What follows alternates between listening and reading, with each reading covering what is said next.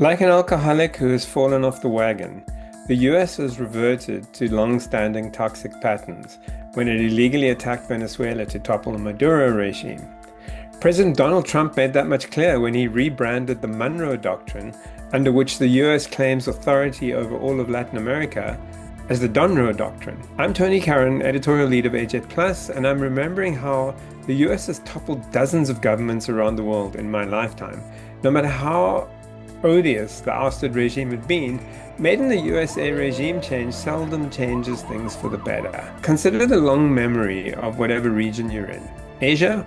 We could start with Indonesia, where the CIA helped orchestrate a 1965 coup that ousted President Sukarno and saw 500,000 people or more slaughtered by the regime led by the US-backed dictator Suharto, who ruled for 3 decades. Or Vietnam, where the US subverted the Geneva Peace Accords to create a separate state of South Vietnam, installed the dictator Ngo Dinh Diem, removed him in a coup 8 years later, and waged a war that killed some 2 million Vietnamese before the US accepted defeat. Moving further west, we could stop in Iran. 1953, the CIA and its British counterparts orchestrated the ouster of its democratically elected president, Mohammad Mossadegh, installing Shah Pahlavi, and whose US-friendly authoritarian rule produced the Islamic Revolution in 1979. In next-door Iraq, the US mounted an illegal invasion on a bogus pretext in 2003 to oust dictator Saddam Hussein, whose Ba'athist regime the CIA had actually helped install 40 years earlier.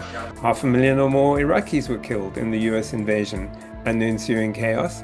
If you're in Africa, you might remember the CIA's role in the overthrow of the Democratic Republic of Congo's first elected Prime Minister, Patrice Lumumba, and US backing for the kleptocrat dictator Mobutu Sese Seko, whose regime left tens of thousands of his countrymen dead and most impoverished. Further west, if you ask your AI which Latin American country has not suffered some form of US interference in its sovereign governance, it struggles to find an answer.